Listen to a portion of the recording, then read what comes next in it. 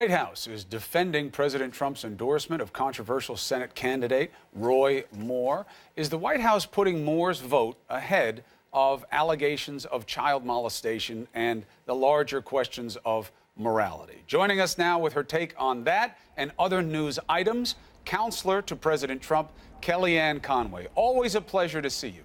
It's my pleasure, Christopher. How are you? Better than I deserve. Let me ask you about this spin out of the White House that the president needs somebody who agrees with him and that he will endorse Roy Moore because that matters more than the accusations. Oh, come on, that spin. Excuse me, that spin. You're not here to give your opinion. Here are the facts. When the president endorsed Luther Strange shot up in the polls tremendously by double digits. When the president endorsed Roy Moore, when he started to talk about Doug Jones, the opponent here, which you still don't want to talk about, but the president does, Roy Moore took a lead in the polls again. Why is that? Because the president himself came out and said he doesn't want a liberal in the Senate. He doesn't want a liberal Democrat in the Senate. He wants a reliable vote for taxes, for life. You'd rather have an accused child molester than a Democrat? The president also said something else that you don't seem to ever want to reflect, which is the president said Roy Moore has denied those allegations, and the president said you have to take that into account, too. You know, yesterday at a panel discussion here, at an interview here in Washington, D.C., right after I was interviewed, Senator Kirsten Gillibrand was asked by Politico, so do you think Al Franken should resign? Oh, I'm not ready to say that yet, she said. I'm just really troubled by this. I'm not ready to say that. You see an analogy between the allegations against Franken and Moore? No, what I see is hypocrisy everywhere I turn. But how is it hypocrisy when the allegations are so different? You're talking about two different women who claim sexual assault. No, excuse me, Senator Franken has already apologized, so he's admitted guilt, and his Senate colleague, he's already That seems to be the mistake these days, is owning your responsibility. If you just deny it, it seems like you can become a senator. No, well, first of all, that's up to the people of each state to decide. Minnesota will If decide. it is, then why endorse him? And if you want to leave it up to the voters of Alabama, then stay out of it. You don't vote in Alabama. Oh, okay. And does that mean that Chuck Schumer and Nancy Pelosi don't want Doug Jones to win? The president has been so explicitly clear on this, so let me repeat it again for everyone who wants this to be as it's not, and everyone who's really disappointed that they couldn't tilt this race the other way by having people living in Alabama instead of covering what's going on in the rest of the country. Do you know everything that's going on in this country? The historic tax cuts for individuals and businesses, but we have people planted in Alabama on one single Senate race. You're telling the President of the United States not to get involved in a race, and the media have people. I'm saying that if he says it's up to the Alabama voters, then don't endorse. Living in Alabama, but somehow the president shouldn't get involved. The president has said he wants a vote. He's also said he doesn't want a liberal Democrat in the Senate. Nobody was even talking about Doug Jones until the president started talking about it. That's because there are these titanic allegations against Roy Moore. That's why your own logic doesn't work here. The White House said the allegations are troubling, but not as troubling as losing that seat, apparently. So you'd rather take a gamble that maybe these are true, these allegations, but we get our vote. That's better than having a Democrat in there. No, it's not right. Do you think Al Franken should resign? Because he's apologized. Do you think John Conyers should resign? Do you think all these people should lose their jobs immediately in the media, in politics, in industry? Conyers did resign. No, exactly. I don't know what Franken's going to do. Franken? Right, but should he? The question is, should he? Or are you putting party before morality? Are you putting I'm a journalist. I'm not in the business of saying what could happen. I'm in the business of testing what you say should happen. Fine. So let me tell you the hypocrisy that we see at every turn. Al Franken sits in the United States Senate right now. He has admitted this. And he had a Senate colleague yesterday in front of a glowing audience who won't hold her to account. He admitted what? Ask the question. Excuse me. Al that Franken he took a stupid photo? Christopher, that's what he admits. He doesn't admit that he sexually assaulted somebody. Hey, Chris, did you think he was groping? No? I thought it was a stupid photo. I thought it was in poor taste, and he needed to own it, and he did. Oh, okay. Of course you did. But you see that with your own two eyes, and that's your judgment. So here's the thing about These are Senator accusations Franken. of sexual assault. If you flip the names in this race and Doug Jones had these accusations on him, you would talk about nothing else. You never even talked about Doug Jones. If he had these accusations on him, Kellyanne, you'd have his name tattooed on your hand, and you'd keep holding it up with the names of the women on the other hand. Yeah. Every day you would do it. The only endorsement that matters in this race is President Trump's. And when he came out questioning the ideology and the vote of Doug Jones, he'll be a reliable vote for tax hikes. He'll be a reliable vote against border security. He'll be a reliable vote against national security and keeping ISIS in retreat. He'll be a reliable vote against the Second Amendment, against life. He's out of step for Alabama voters. according to the president. The president has said this. You have to reflect that. And here's something else that's But it very seems important. like that you have no standard of morality. That it's all political Chris, you're pragmatism. Say that to me, really? No, not really? you. You're I'm saying the that to me? president's position. No, I know you and I love you. I'm talking about President Trump. If anything, you benefit from bias on my half because I've known you for 20 years. That's why I actually listen to some of this stuff that doesn't make sense. The president seems to have no moral standard at play I then. will not let you it's say all that. political pragmatism. The president has tremendous moral standards. He has said, the White House has said, that the allegations are troubling. The White House the president himself has also said. They're troubling, but not troubling enough to do anything about them. Okay, but wait, did we just hear you? Did you just tell the world that Senator Franken took a stupid photo and I don't know, exercised poor judgment, but that you're not troubled by that? Is that because he's a reliable vote for higher taxes? He's a reliable vote for no border security? Yeah, I love higher taxes, Kellyanne. I'm not one person in America who wants their taxes to go up. That's silly. It's a silly premise. I'm saying you're comparing what Al Franken did to Roy Moore to try to help mitigate the accusations against Moore, and it's obvious. No, let me just review one last time so everybody's got it. Sure, do better this time. The president has said the following. The president has said the following. The allegations are troubling. Roy Moore has denied them. The president said they're 40 years old. The president So what? Who cares how old they are? Excuse me. I'm reflecting to everybody so they have facts first, Chris. All right, go ahead. We're talking apples and not bananas. That's right. Don't be a banana. Give me some more apples. I see a lot of bananas. So the president has said the allegations are troubling. They're also 40 years old. Nobody came forward before. The guy's been on the ballot many times. Doug Jones is a liberal Democrat, the president has said, and he doesn't want a liberal Democrat representing Alabama in the United States Senate. Just like Kirsten Gillibrand and other Democratic senators who are saying, well, I'm not sure yet about the fate. They want a reliable Democrat to have that Senate seat in Minnesota, but you don't call them out on that. And I did want to tell you something else about Alabama. Last night, or about Governor Romney, because I've been watching all morning on your broadcast. Last night, the president spoke with Governor Romney, and the president says he's got a great relationship with Governor Romney. They spoke just last night, late in the night, after the congressional ball here at the White House, and they had a wonderful conversation, according to President Trump. They discussed, among other things, what President Trump did the day before in Utah with the national monuments and talking about historic tax cuts and the like. So it's not true that the president. So it's not true that the president doesn't want Romney to take Orrin Hatch's seat.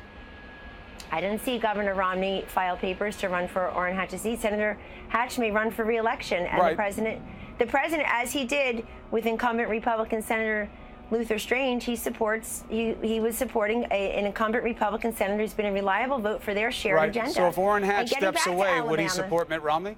I don't know. You're asking me hypotheticals. Well, you just said they have a great relationship. Why wouldn't I assume that the answer should be yes? Yeah. Well, listen. Governor Romney may want to be in public service in many different roles. And I just wanted to make sure that you know the truth coming from the White House. The President of the United States and Governor Romney spoke, 10 hours ago, less than 12 hours ago. And people should know that, because otherwise there's speculation and consternation, hand-wringing about who speaks for the president and who he speaks to. The only endorsement that's mattered in Alabama is the president's, because he came forward for Luther Strange in the primary, and Strange shot up in the polls. He came forward. Again, the president is against Doug Jones, does not want a liberal Democrat to represent Alabama, is leaving it to the Alabama voters, and has said that he wants Roy Moore in the United States Senate. And you feel good with that? You feel good with Roy Moore as a reflection of your party? My feelings don't matter. Oh, yes, they do. What?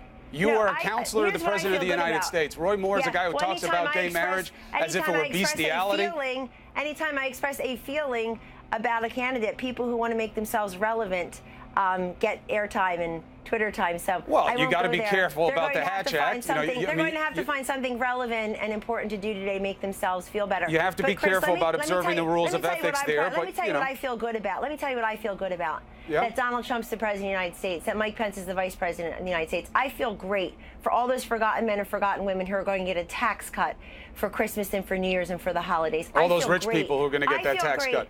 Oh, come on. People in New York are complaining they're not getting their taxes cut. The rich people are complaining because they're not getting enough of a tax cut. You said earlier in this interview that you don't know, quote, a single person in America who wants their taxes to go up. I don't. That's why leadership is hard. That's why leadership is hard, because sometimes you have to make hard choices instead of awarding the haves all the time. That's why this president, the haves, give me a break. That's why this president is cutting taxes. Lots of people Not for the middle class the way he is for the upper class. That is not true. It's true on every objective scoring. That's a flat-out lie. That's a flat-out lie. It's not even close to a lie. It doesn't meet any of the criteria of a lie. It's not meant to deceive. It's based on fact, and it's a straight tell on what an objective analysis reveals. Are you going to tell the middle class right now that none of them are getting a tax cut? No, I'm saying they're not getting as good a treatment as the upper tier, and this was sold as advantaging them. Their taxes have been steadily going up. They've been paying for out-of-control spending. They've been paying higher taxes. And you know what? We know people. Yeah, and you want to get rid of the AMT and the estate tax, but you want to tax tuition and loans. Here's what we want to get rid of. Who's that helping? Here's what we got rid of in this tax plan, if I may speak a full sentence here, please. Here's what we got rid of in this tax plan. All the special interest SOPs, all the credits and deductions and exemptions that benefit the wealthy and the well-connected, which the tax code does already. Get rid of the AMT and you get rid of the estate tax. The tax code is longer than the Bible and not quite as inspirational. It needs to be simplified. Is this thing working? You got rid of the AMT and you got rid of the estate tax.